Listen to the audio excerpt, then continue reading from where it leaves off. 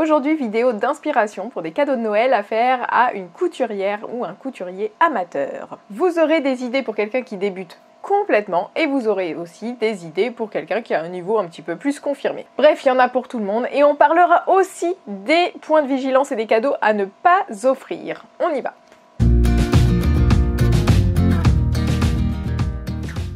En septembre, j'ai diffusé sur le blog un article qui contient 77 idées irrésistibles de cadeaux à faire à une couturière ou un couturier. Mais alors c'est un recensement, une liste. Donc dans cette vidéo, je vais vous faire un petit détail de mes idées chouchou avec des illustrations et je vous explique pourquoi je les ai choisies. On va commencer par les cadeaux pour les ultra débutants et puis on ira vers du plus pointu, voire original. Alors c'est parti, là c'est pour les ultra débutants, vous voulez inciter quelqu'un à se mettre à la couture. Bien, la première chose à voir c'est est-ce qu'il a une machine, et s'il n'a pas de machine à coudre, on s'éclate davantage avec une machine à coudre, il faut le savoir. Il y en a qui adorent coudre à la main, mais la machine offre plein de possibilités. Comment on choisit sa machine? J'ai fait une vidéo spéciale sur comment choisir sa machine l'an dernier, justement vers la période de Noël, donc je vous mets le lien en description. Mais je vais quand même vous montrer les 2-3 points qui, selon moi, font la différence quand on choisit une machine. Pour moi, il est important de voir la canette. La canette, c'est cette petite bobine que vous avez en dessous parce qu'il faut savoir que la machine, elle coud avec le fil du dessus et un fil du dessous qui est dans la canette. Et si on n'a plus de fil dans la canette, eh bien ça ne coud pas, donc c'est très pénible.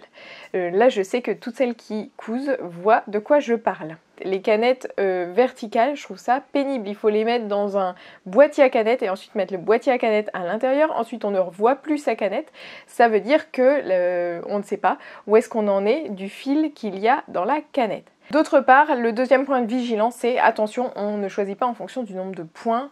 Vous pouvez éventuellement regarder ça, mais souvent les marketeurs mettent ça en avant, le nombre de points que propose chaque machine. En fait, on s'en fiche, la plupart proposent les points de base qu'il nous faut, un point droit, un point zigzag, voilà, un point pour faire des petites boutonnières.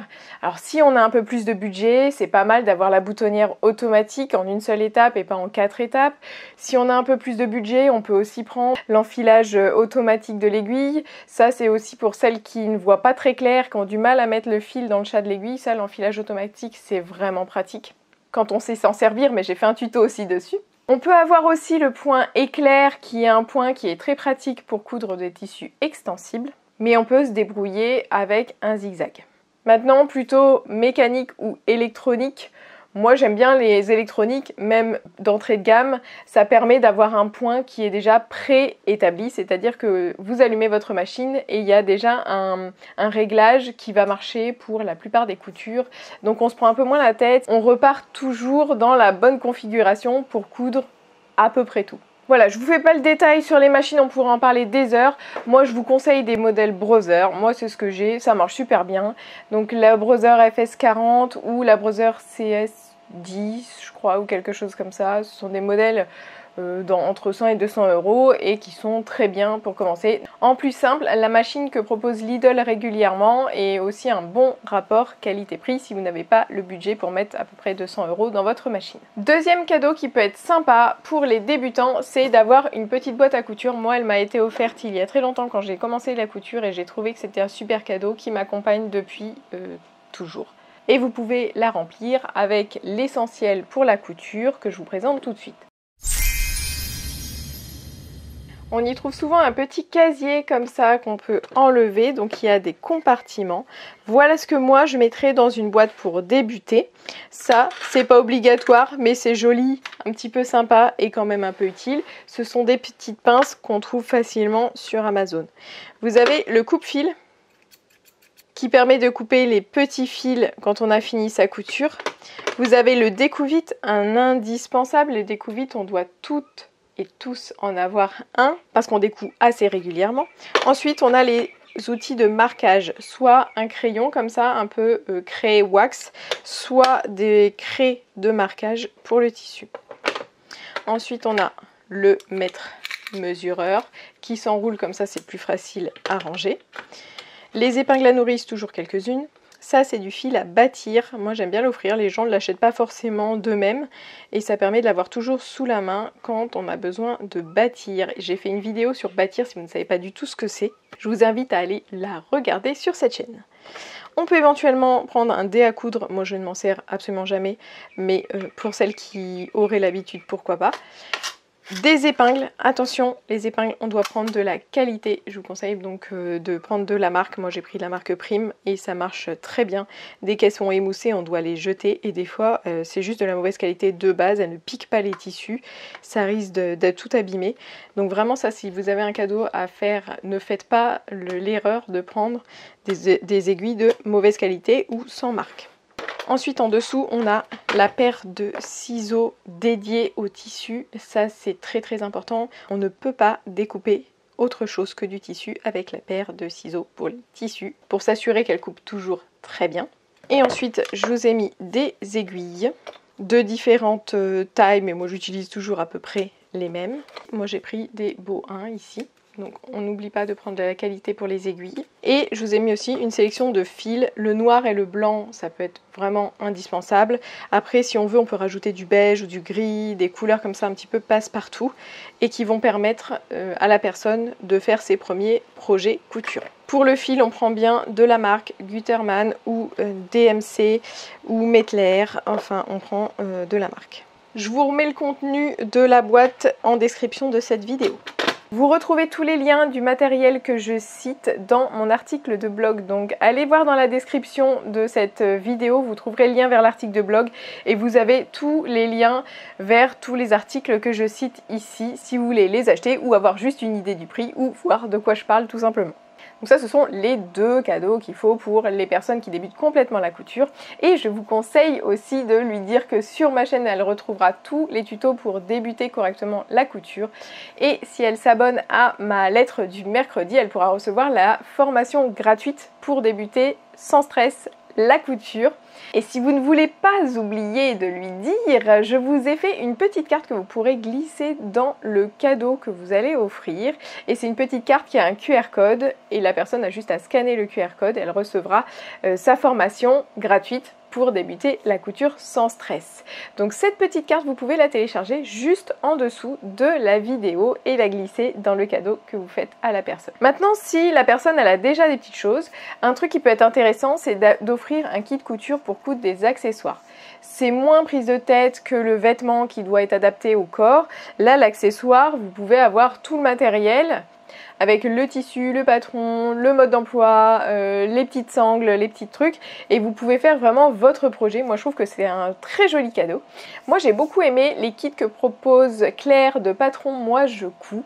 Vous pouvez les retrouver directement sur son site et j'ai négocié un petit code promo rien que pour vous jusqu'au 15 décembre. Vous avez 20% de remise sur ces kits avec le code Charlène20. Je vous mets tous les détails en description de cette vidéo. Si la personne a déjà le minimum, moi il y a des accessoires que je trouve absolument géniaux, que j'ai mis beaucoup de temps à acquérir, mais depuis que je les utilise tout le temps. C'est le combo, le tapis de découpe avec le cutter rotatif et la règle patchwork. Et ça vous fait des découpes faites beaucoup plus rapidement, précisément. Moi j'adore. Si la personne n'a pas, foncez. Ensuite, vous pouvez offrir aux gens une boîte de fils de qualité avec plein de couleurs. Ça servira toujours. C'est un super cadeau parce que le fil, ça coûte quand même cher. Moi, je connais les coffrets de Gütermann et je trouve qu'ils sont très bien. Vous avez les couleurs basiques qui servent tout le temps, comme noir, blanc, gris, beige. Il y a le rouge aussi à avoir. Et puis vous avez aussi le coffret avec toutes les couleurs, comme ça c'est les couleurs justement qu'on utilise peu souvent, mais on est bien content de les trouver quand on en a besoin. À ne pas offrir les boîtes de fils multicolores de qualité inconnue. Si ce n'est pas de la bonne qualité, ça fera forcément des coutures ratées, des problèmes de bourrage de fil dans la machine.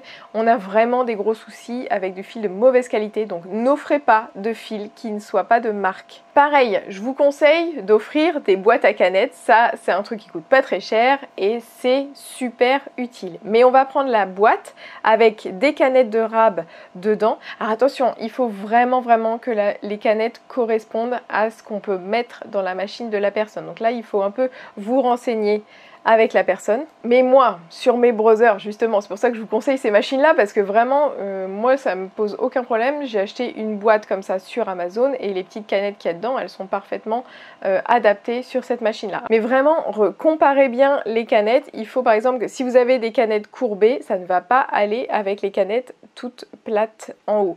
Donc c'est important de bien regarder ça, là le gros point de vigilance.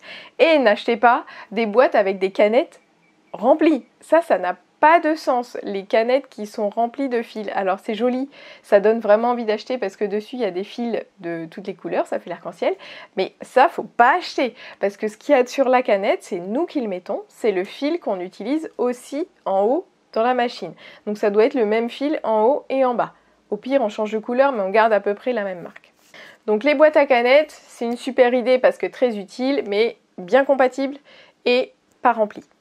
Ensuite, une bonne idée pour quelqu'un qui prend des cours de couture en présentiel, si elle n'a pas déjà, c'est de lui offrir une sorte de valise de couture vraiment renforcée, bien matelassée, avec un fond solide pour ranger sa machine et son matériel de couture. Alors, je suis d'accord que ça, c'est quelque chose qu'on peut coudre.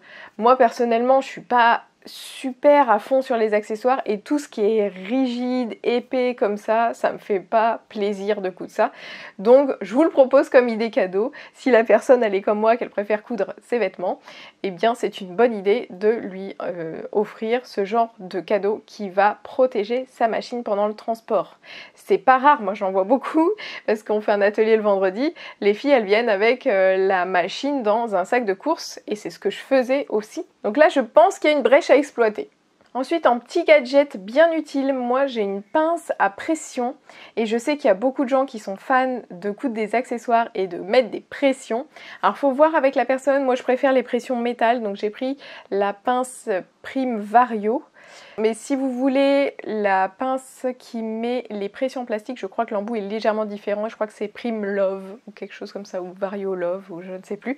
Et du coup, vous pouvez aussi acheter un lot de pressions de différentes couleurs. Ça peut faire plaisir aussi.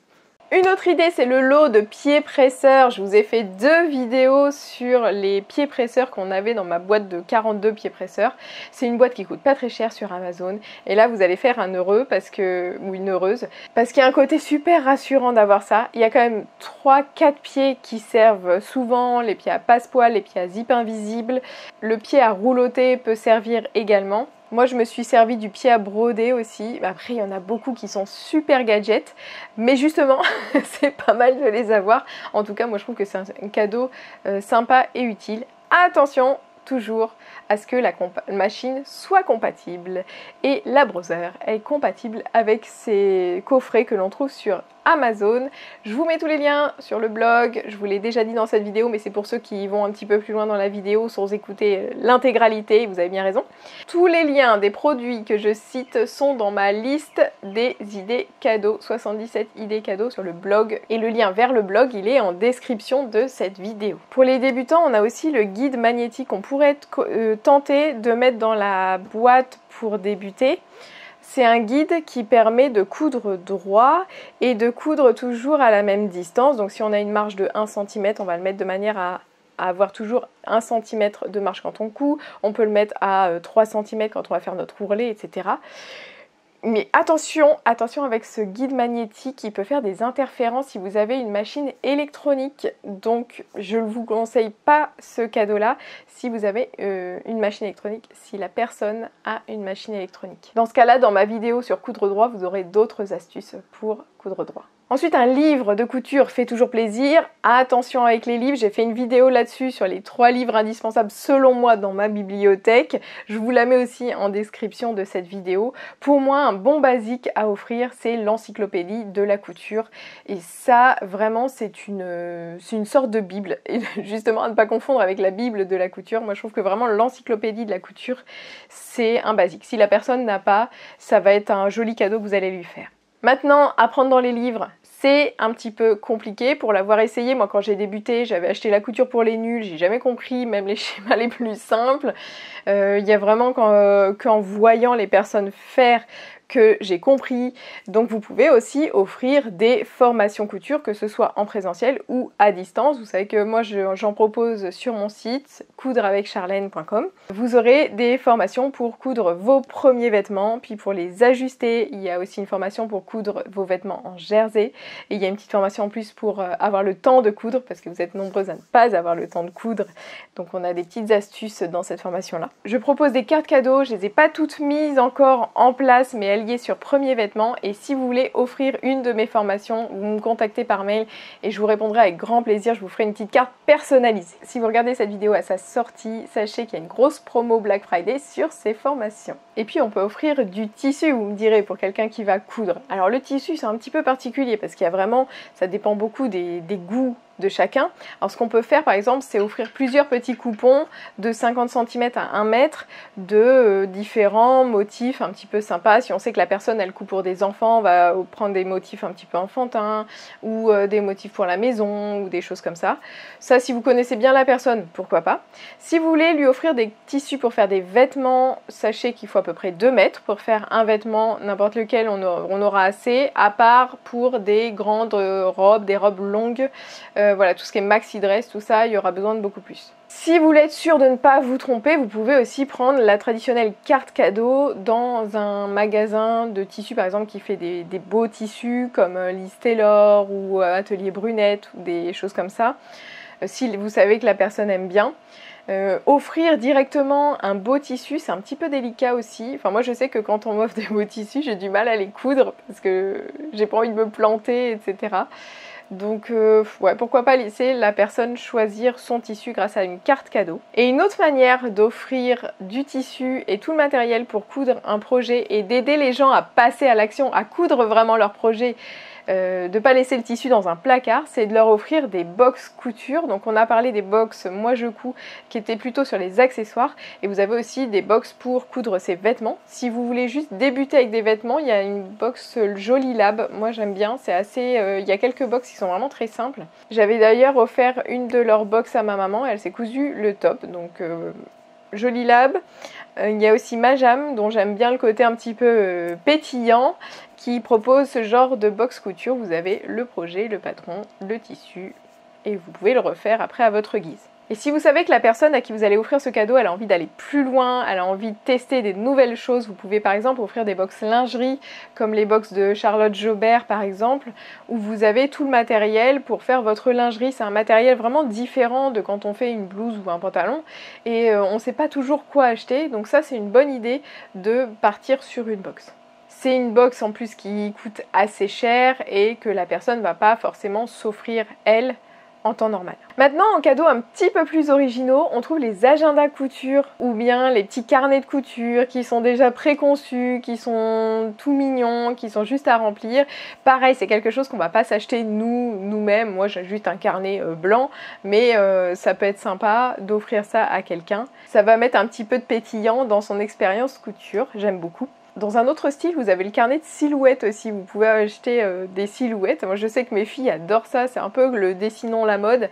Vous avez une silhouette et puis vous lui mettez le vêtement que vous voulez, vous le dessinez directement dessus. Ça peut être sympa si la personne aime bien le dessin. Et puis après, en plus technique, je sais que des fois les maris ils aiment bien offrir ce genre de choses. Vous avez les panneaux modulables pour ranger son matériel quand on a un petit espace. On met ça contre le mur et on peut accrocher ses ciseaux, mettre des petites boîtes de tout et n'importe quoi. Et c'est vachement pratique. On a aussi le porte-bobine de fil. Ça par contre, il faut faire attention que la personne ait l'espace pour le poser. C'est pas forcément évident. Moi en tout cas, je trouve que c'est un cadeau à double tranchant. Je ne suis pas super fan de l'idée parce que vos fils, ils sont à la lumière du jour et ils prennent un peu la poussière. Moi, j'aime bien avoir mes fils rangés dans des petites boîtes à tiroirs. Je vous le mets en idée parce que je sais qu'il y en a qui aiment beaucoup ça. Mais là, je vous mets un petit warning dessus. Retrouvez toutes ces idées et bien plus encore sur mon article de blog. Faites plaisir à vos proches, faites-vous plaisir à vous aussi et surtout passez de bonnes fêtes. On se retrouve très vite dans la lettre du mercredi et dans une prochaine vidéo. À bientôt!